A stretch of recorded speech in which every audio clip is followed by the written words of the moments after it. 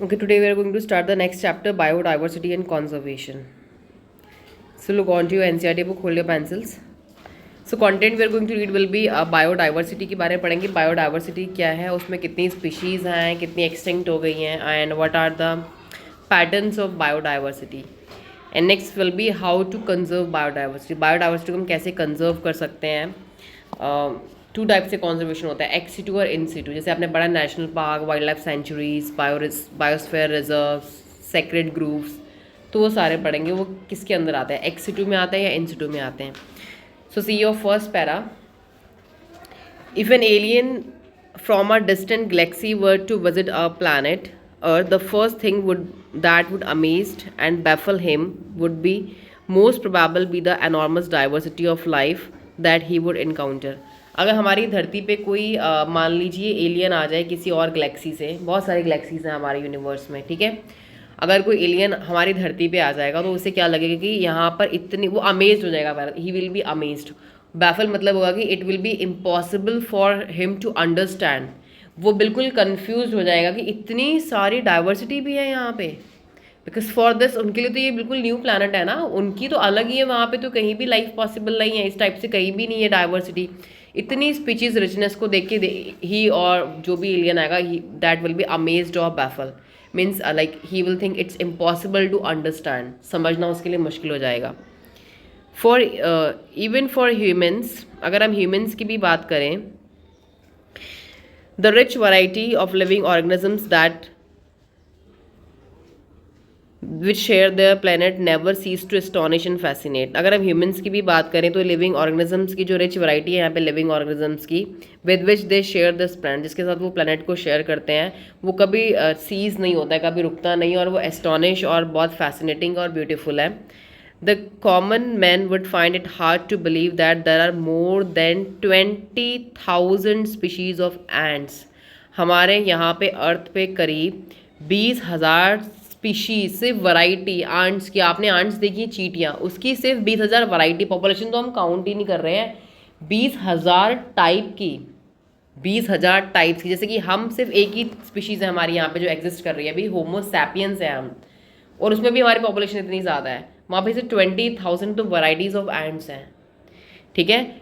3 lakh species of beetles, beetles हम छोटी छोटी देखी हैं, 3 लाख स्पीशीज़ सिर्फ बीटल्स की हैं. 28,000 स्पीशीज़ ऑफ फिशेस, और मछलियों की करीब 28,000 वैराइटीज़ हैं. आपको रंग बिरंगी अलग अलग पैटर्न्स, बॉडी में मार्किंग, शेप, साइज, करीब 28,000. And nearly about 20,000 species of orchids. और फ्लावरिंग प्लांट्स की बात करें, orchids is a group of flowering plant जिनकी बहुत अच्छी एक फ्रेगनेंस होती है, स्मेल होती है, कह सकते हैं बहुत अच्छा पैटर्न होता है, कलरिंग पैटर्न, बहुत अच्छी ब्लूमिंग करते हैं अलग अलग कलर्स में. तो करीब हमारे 20,000 स्पीशीज़ सिर्फ ऑर्किड्स की हैं. अभी और भी अलग है फ्लावरिंग प्लांट्स. ये ऑर्किड है जो सिर्फ स्पेशली फ्लावरिंग ग्रुप आता है हमारा प्लांट्स के अंदर. तो फ्लावरिंग में हमारा करीब 20,000 स्पीशीज़ और अलग अलग फ्लावर्स की हैं. इकोलॉजिस्ट एंड एवोल्यूशनरी biologist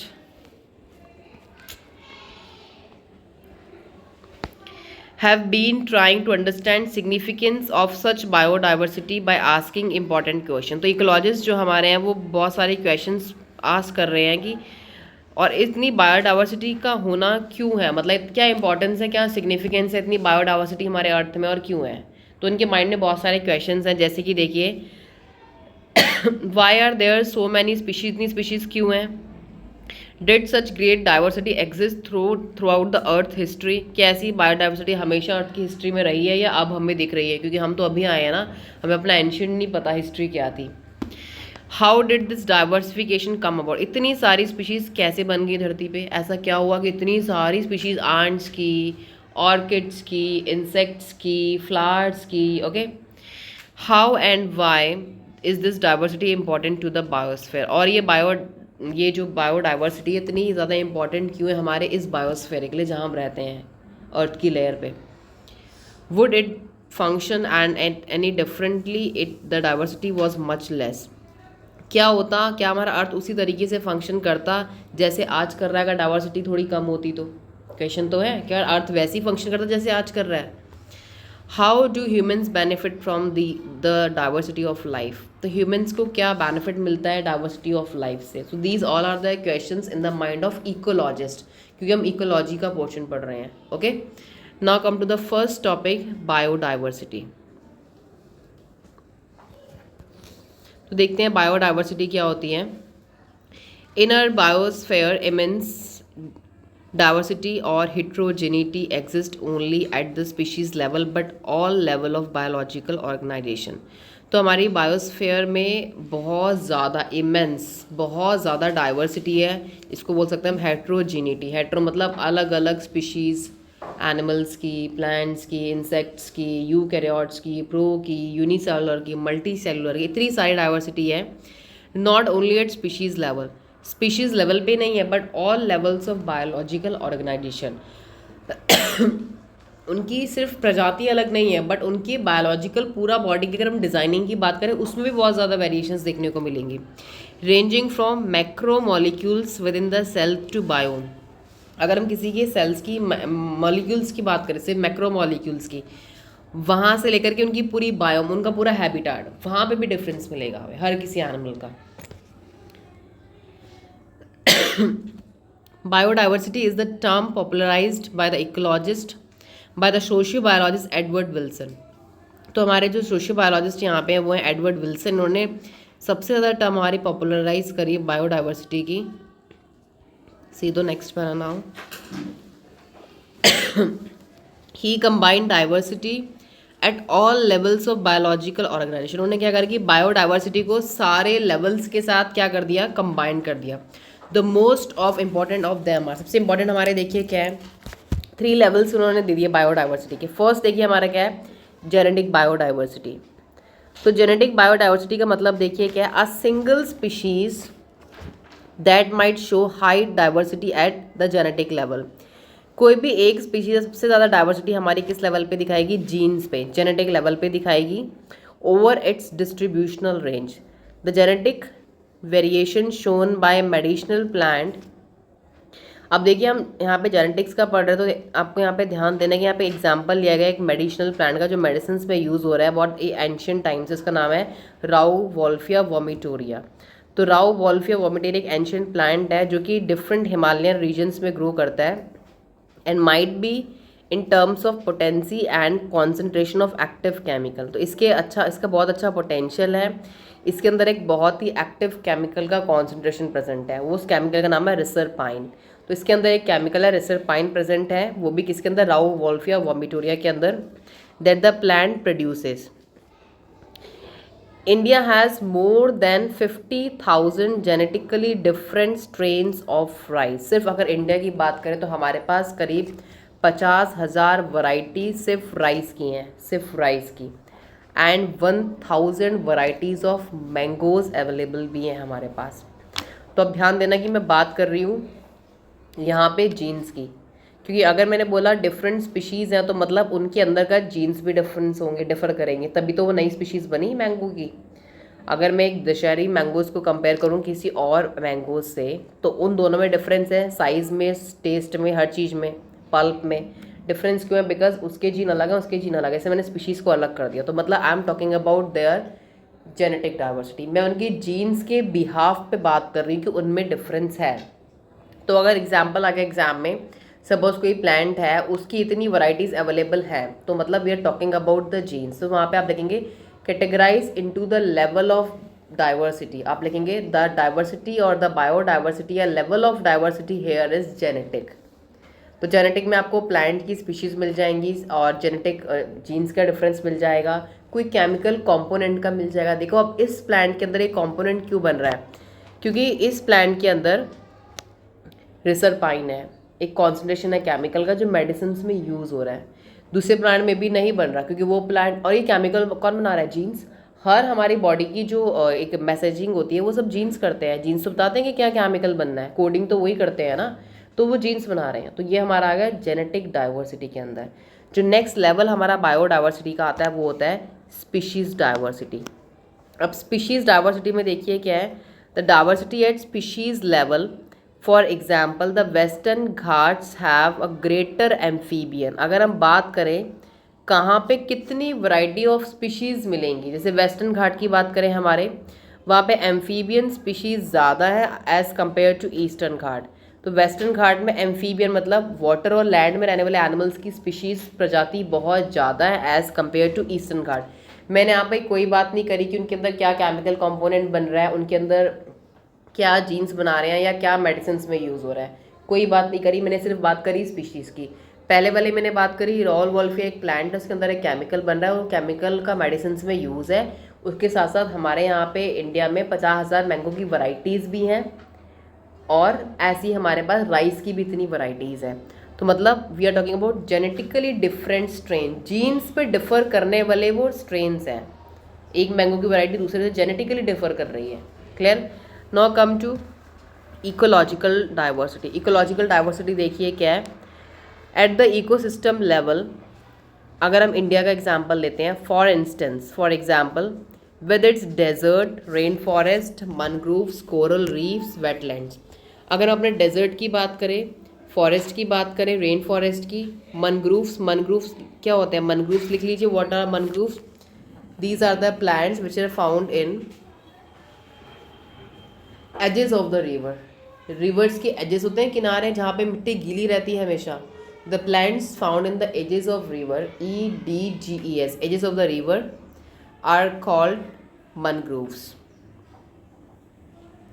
और ये मैनग्रोव्स आपने देखे भी हैं बहुत बार, टीवीज़ में भी आपने देखा है कि इन मैनग्रोव्स की जो रूट होती हैं वो ग्राउंड से ऊपर आती हैं, इनकी रूट्स ऊपर को होती हैं पूरी।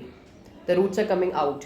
रिवर्स के किनारे देखना बहुत बड़े बड़े प्लांट्स होते हैं, बहुत बड़ी बड़ी रिवर्स जो होती हैं उनकी सारी रूट्स ऊपर को आती हैं, तो ये मैनग्रोव्स होते हैं। ऐसे ही हमारे कोरल रीफ्स, आपको पता है कोरल्स हमारे एनिमल्स होते हैं, सी एनिमल, इनको क्रस्टेशियंस कहते हैं। ओके, तो ये भी सारे एनिमल्स की अगर हम बात करें, या फिर वेटलैंड जो मैदान हमेशा गीले रहते हैं, या फिर इश्चरीज हमारी, these are the white part of river.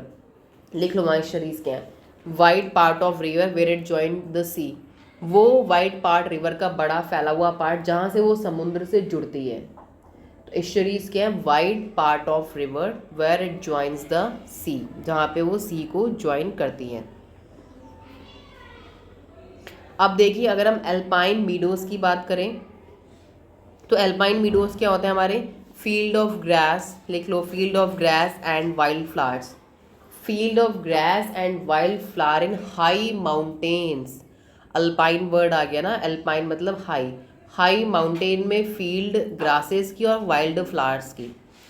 Field of grass and wild flower in high mountains. तो देखिए ये सारे एग्जाम्पल्स हमने इंडिया के लिए, हमारे यहाँ पर क्या है, इन सारे रीजन्स पे हाई ग्रेटर इकोसिस्टम डाइवर्सिटी है। इन सब में हाई इकोसिस्टम डाइवर्सिटी मतलब यहाँ बहुत सारे प्लांट्स और एनिमल्स की स्पीशीज देखने को मिलेगी as compare to then the Scandinavian countries. Scandinavian countries को हम स्पेशली बोलते हैं यूरोपियन कंट्रीज। ये हमारी नॉर्दर्न यूरोपियन कंट्रीज, जैसे एग्जाम्पल भी देती है यहाँ पे नॉर्वे का, नॉर्वे एक यूरोपियन कंट्री है। तो इन कंट्रीज़, ये बहुत ठंडे इलाके हैं, यहाँ पे इस बर्फ़ और ये स्नो वगैरह बहुत होती है, बहुत ज़्यादा। कभी कभी यहाँ कितने कितने महीने भी सूरज नहीं निकलता है, तो डाइवर्सिटी कहाँ से होगी।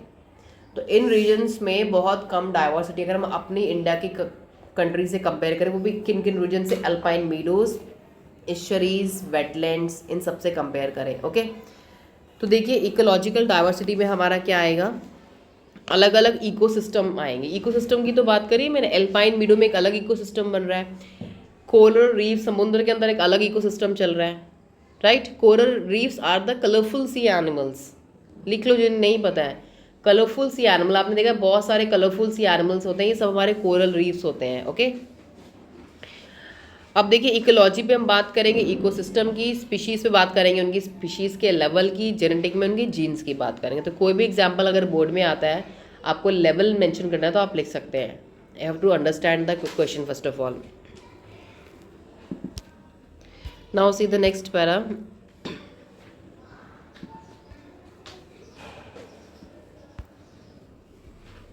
It has taken millions of years of evolution to accumulate this richness, this rich diversity in nature। तो देखिए इसमें millions of years लग गए, तब जाकर ये इतनी रिच डाइवर्सिटी हमारी बनी है। but we could lose all that wealth in less than 2 centuries if the present rate of species losses continue. सिर्फ 2 सेंचुरीज लगेंगी हमें, सिर्फ 2 सेंचुरी, 2 सेंचुरी के अंदर अंदर ये सारी जितनी स्पीशीज़ हमें दिख रही हैं ये सब नहीं मिलेंगी. क्यों? अगर सेम रेट पे हमारी स्पीशीज़ का जो लॉस हो रहा है आज के हिसाब से, ऐसे लॉस में आने वाले समय में कोई भी स्पीशीज़ हमें नहीं मिलेगी. Biodiversity and it's conservation are now vital environmental issues of international concern as more and more people around the world begin to realize the critical importance of biodiversity. तो अब हम जो कर रहे हैं वो हम क्या कर रहे हैं, हम बायोडाइवर्सिटी और उसकी कंजर्वेशन के अलग अलग इन्वायरमेंटल इश्यूज़ पे अलग अलग इंटरनेशनल कंसर्न्स आ रहे हैं हमारे पास, जिसकी वजह से हम ये समझ रहे हैं, अब यह सब लोग कंट्रीज को समझ रहे हैं कि हाँ बायोडाइवर्सिटी को बचाना बहुत ज़रूरी है. कोई प्लांट ही अगर ख़त्म होता है तो उससे जुड़ी हुई सारी चीज़ें ख़त्म हो जाती हैं, उस पर बैठने वाली बर्ड्स, उन पर फीडिंग वाले इंसेक्ट्स वो भी ख़त्म हो जाते हैं, क्योंकि यहाँ पे को एवोल्यूशन भी होता है ना हमारे नेचर पे, जहाँ पे वो सिर्फ एक दूसरे पे से डिपेंडेंट है. वो गया तो ये भी गए. क्लियर हो गया? Now come to the next topic. How many species are there on earth and how many in India.